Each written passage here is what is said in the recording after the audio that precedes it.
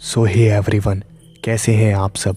मेरा नाम है दीपक विश्वकर्मा और आप देख रहे हैं dark legend horror stories YouTube channel, जहां मैं आप सभी को डरावनी कहानियां सुनाता रहता हूं। और आज की इस वीडियो में मैं हाजिर हो गया हूं एक और डरावनी कहानी के साथ। तो चलिए अपने जो हेडफोन्स हैं उन्हें लगा लीजिए, क्योंकि कहानी जो है वो अब शुरू हो रही है। आज भी याद है मुझे, मैं और मेरी बहन गए हुए थे हमारी दीदी के घर पर। उस वक्त हम दोनों ही बहुत ही ज़्यादा छोटे थे। मेरी उम्र लगभग 12 साल थी और मेरी जो बहन थी उसकी उम्र 15 साल थी। हम बहुत ही ज़्यादा छोटे थे। पहली बार दीदी के घर गए थे तो हमें ज़्यादा कुछ पता नहीं था, लेकिन घर अच्छा था। लेकिन वहाँ का जो इलाका था वो कुछ अजीब सा था। मैं जैसे ही वहाँ पर पहुँचा था वैसे ही मुझे कुछ अजीब अजीब महसूस होने लगा। ऐसा लग रहा था जैसे वहाँ कोई नेगेटिव एनर्जी हो, और वो नेगेटिव एनर्जी बहुत ही ज़्यादा ताकतवर हो। नकारात्मक ऊर्जा मुझे महसूस हो रही थी, लेकिन मुझे कुछ समझ नहीं थी। मैं घर में गया और मैंने दीदी का घर देखा। हम रात के वक्त पहुंचे थे, इसलिए खाना रेडी था। फ्रेश होकर हम खाना खाने के लिए बैठ गए। खाना खाने के बाद मैं और मेरी बहन को दीदी ने एक अच्छा सा कमरा दिया और हम दोनों कमरे में चले गए। मैंने अपनी बहन से कहा, क्या तुझे कुछ अजीब नहीं लग रहा यहाँ पर? यहाँ पर मुझे बहुत अजीब लग रहा है। और फिर जो मेरी बहन थी उसने जवाब दिया, सच में मुझे भी बहुत अजीब लग रहा है। बहुत नेगेटिव एनर्जी महसूस हो रही है। मुझे लगा कि शायद सिर्फ मुझे ही महसूस हो रही है, क्या तुझे भी? और फिर मैंने कहा, हाँ मुझे भी एक नेगेटिव एनर्जी महसूस हो रही है। मेरी बहन ने कहा, लगता है हम यहाँ पर पहली बार आए हैं ना, इसलिए हमें ऐसा लग रहा है। वैसे भी हमें ज़्यादा दिन तो रहना नहीं है, 2-3 दिन रहना है, इसलिए अभी सो जाते हैं। मैं सो रहा था और रात के तकरीबन 2 बजे मुझे प्यास लगी। मैं उठकर बैठ गया और उसके बाद मैं रूम के बाहर गया। किचन मैंने देखा हुआ था। मैं किचन की तरफ गया और मैंने फ्रिज खोला। फ्रिज खोलकर मैंने पानी की बोतल निकाली और उसके बाद मैं पानी पीने लगा। मैं अपने रूम में वापस जा ही रहा था, तभी अचानक से मुझे एक आवाज़ आने लगी, वारुण, वारुण, वारुण, इधर आओ, मेरे पास आओ, वारुण। कोई मेरा नाम ले रहा था और मुझे पुकार रहा था। सबसे डराने वाली बात तो ये थी कि जैसे ही मैंने वो आवाज़ सुनी तो मुझे कुछ समझ नहीं आया और मैं अपने आप ही उस आवाज़ का पीछा करते करते घर के मेन डोर तक आ गया। मैंने मेन डोर खोल दिया और उसके बाद मैं घर से बाहर निकल गया। मैंने ध्यान से देखा तो वो आवाज़ घर से दूर एक पुरानी सी झोपड़ी में से आ रही थी और वो आवाज़ मुझे अपनी तरफ आकर्षित कर रही थी। धीरे धीरे मैं अपने जो कदम थे वो उस झोपड़ी की तरफ बढ़ाने लगा और मैं घर से बाहर जाने ही वाला था, तभी अचानक से मेरा हाथ किसी ने पकड़ लिया। उसके बाद जैसे ही मैंने पीछे मुड़कर देखा तो मैंने देखा कि मेरी दीदी वहाँ पीछे खड़ी थी और उन्होंने कहा, ये तुम क्या कर रहे हो? इतनी रात को घर से बाहर क्यों जा रहे हो? चलो अंदर। और फिर मैंने कहा, कोई मेरा नाम पुकार रहा है दीदी।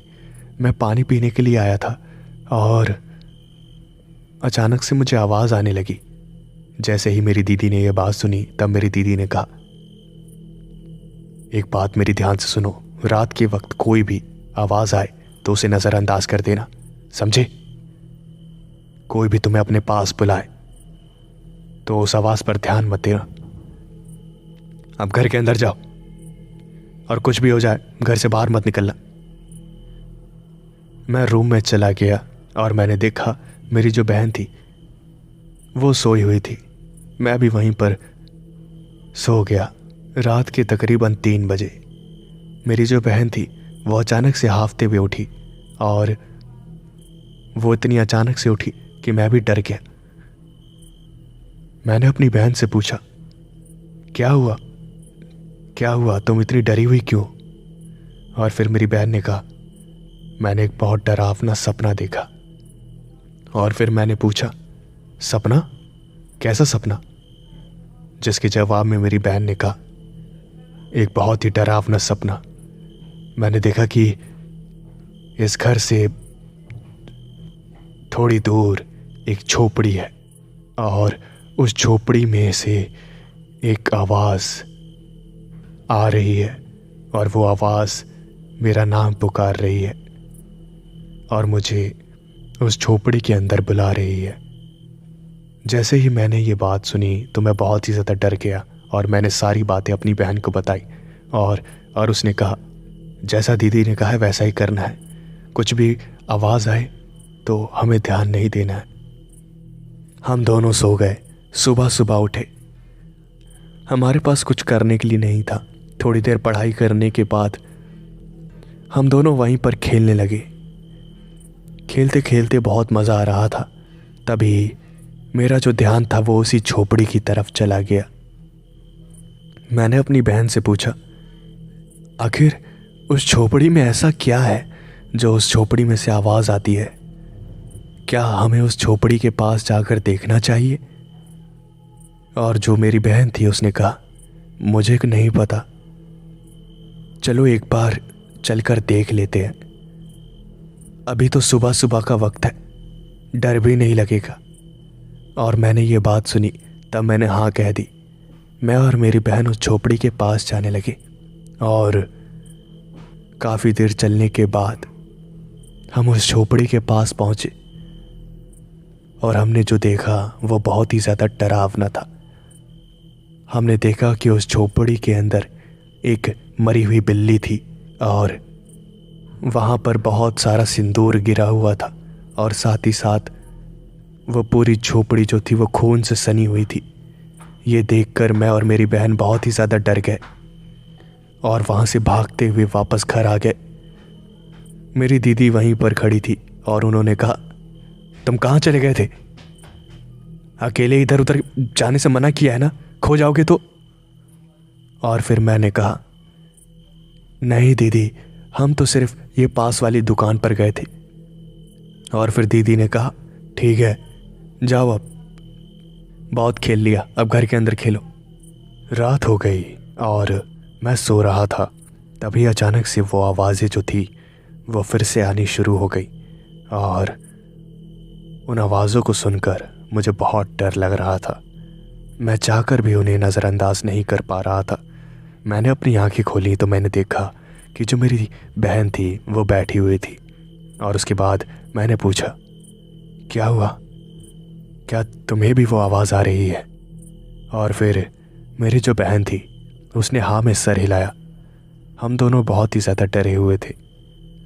हमने रूम की जो लाइट थी वो ऑन करी और दीदी के रूम में गए। हमने उन्हें सारी बातें बताई। जैसे ही उन्होंने ये बात सुनी तब उन्होंने कहा, क्या तुम उस झोपड़ी के पास गए थे? अब हमारे पास सच बताने के अलावा कोई रास्ता नहीं था, इसलिए हमने हाँ में सर हिलाया। जैसे ही हमने हाँ कहा तो हमारी जो दीदी थी वो बहुत ही ज़्यादा गुस्सा हो गई। उन्होंने चिल्लाते हुए कहा, क्या तुम्हारे अंदर अकल नहीं है? तुम बिना बताए उस झोपड़ी के पास आकर गए क्यों? तुम्हें पता भी है उस झोपड़ी के बारे में? अब मेरी बात सुनो और जल्द से जल्द तुम अपने घर वापस चले जाओ। अब यहाँ तुम्हारा रहना खतरे से खाली नहीं है। हम दोनों रूम में वापस आ गए और हमारी दीदी ने कहा, अब सो जाओ, मैं भी तुम्हारे साथ यहीं पर हूँ। दीदी वहीं रूम में थी तो थोड़ा डर कम हुआ और मैं सो गया। थोड़ी देर बाद मुझे एक आवाज़ सुनाई दी।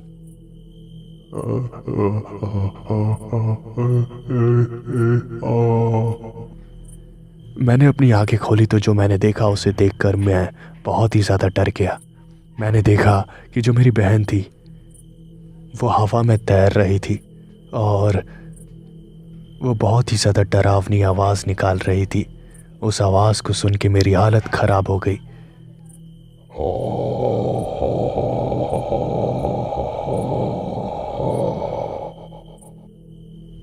ये देखने के बाद मैं बहुत ज़्यादा डर गया था और मैं रोने लगा।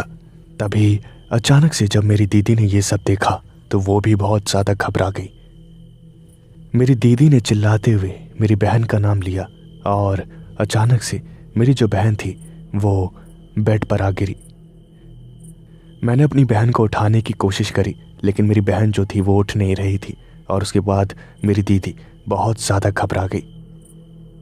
मेरी दीदी एम्बुलेंस को फ़ोन कर ही रही थी, तभी अचानक से मेरी बहन एक डरावनी सी मुस्कुराहट के साथ उठकर बैठ गई और ये देखकर मेरी दीदी के जो कदम थे वो रुक गए। और फिर मेरी बहन ने कहा, क्यों, कहाँ जा रही है? एम्बुलेंस को बुलाने कोई फायदा नहीं है। मैंने तेरी बहन पर कब्जा कर लिया है। और फिर मेरी जो दीदी थी उन्होंने कहा, कौन हो तुम और मेरी बहन पर कब्जा क्यों किया है तुमने? मेरे घर के पास आई थी, मैंने पकड़ लिया।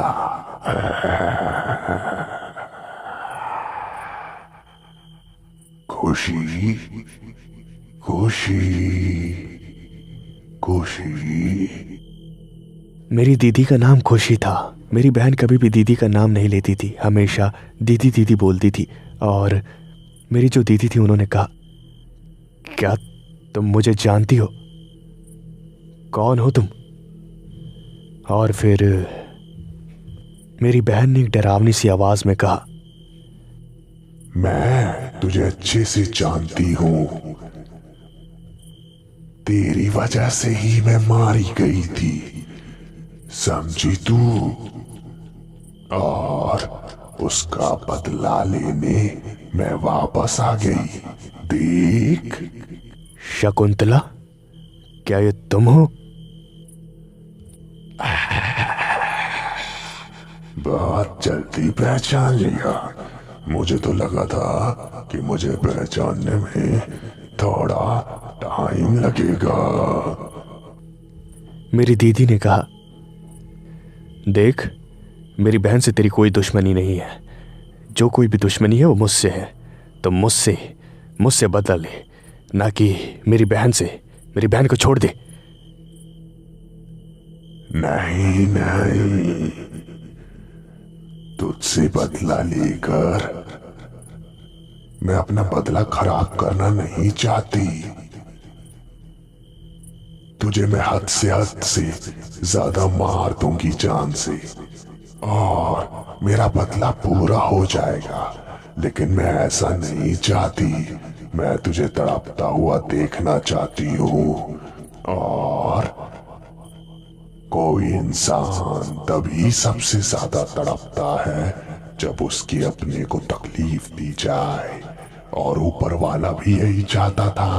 तभी तेरी ये ना समझ बहन मेरी उस झोपड़ी के पास आ गई। देखो, ये तुम सही नहीं कर रही हो। क्या गलत है, क्या सही है, मुझे मत सिखाओ। याद है ना तुमने मेरे साथ क्या किया था? तुम्हारी वजह से ही मुझे मार दिया गया। तुम जो काम कर रही थी वो बहुत ही ज्यादा गलत था, और मैंने तुम्हें नहीं मारा, तुम्हें तुम्हारे बुरे कर्मों ने मारा, समझी तुम? इसलिए अपनी मौत का इल्जाम मुझ पर मत लगाओ। अच्छा अच्छा, तो तुम मुझे बताओगी क्या सही है क्या गलत? अभी के अभी मेरे पैरों में गिरकर माफी मांगो, वरना भूल जाओ कि तुम्हारी कोई बहन थी, समझी? ठीक है, मैं माफी मांगती हूं। मेरी बहन को छोड़ दो। ऐसे नहीं, पैरों में गिरकर माफी मांगो। ठीक है, मांगती हूं। मेरी दीदी ने पैर छुए और हाथ जोड़कर माफी मांगी, और तभी वो जो मेरी बहन थी वो हंसने लगी और उसने कहा,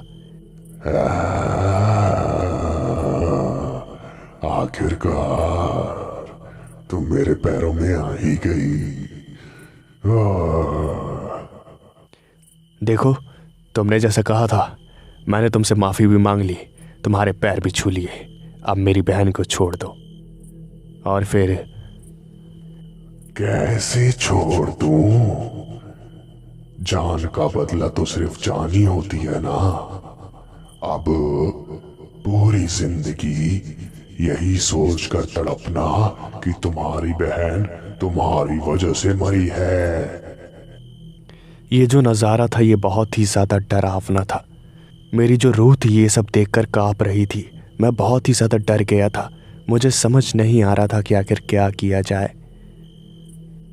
तेरे भाई को बता दूं तूने क्या किया था?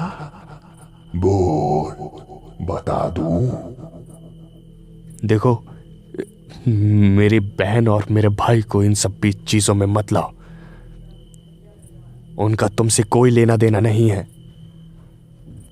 चल ठीक है, मैं बता ही देती हूँ। बेटा, तुम्हें पता है क्या हुआ था? एक बार मैं अपने घर के अंदर पूजा कर रही थी और तुम्हारी बहन ने मुझे पूजा करते हुए देख लिया और इसने लोगों को ये बात बता दी। और उसके बाद लोगों ने मुझे पीट पीट कर जान से मार दिया। तो बेटा, मुझे बताओ गलती किसकी है? मेरी मौत का जिम्मेदार कौन है? मैं बहुत ही ज़्यादा डरा हुआ था। मुझे कुछ समझ नहीं आ रहा था कि आखिर मैं क्या बोलूं। मेरे मुंह में जैसे आवाज़ थी ही नहीं। और मेरी दीदी ने तभी कहा, कम से कम पूरी बात तो बता। तू पूजा ईश्वर की नहीं बल्कि शैतान की कर रही थी। रोज किसी न किसी बिल्ली को पकड़कर उसकी बलि देना तेरे लिए आम बात हो गई थी। काला जादू, तंत्र विद्याएं, यही सब तो तू करती थी और इसे तू पूजा बोलती है। वो मेरी मर्जी थी, वो मेरी जिंदगी थी। मैं जो चाहती वो करती। तुमने दखल क्यों दी? तुमने लोगों से क्यों बताया? अभी मैं जा रही हूं और याद रखना, मैं वापस जरूर आऊंगी और तुझे सजा मिलेगी।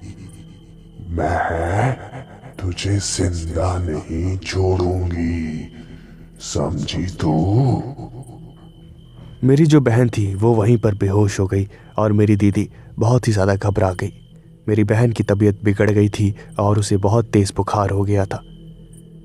मैंने अपनी दीदी से कहा, दीदी क्या अब क्या होगा? क्या वो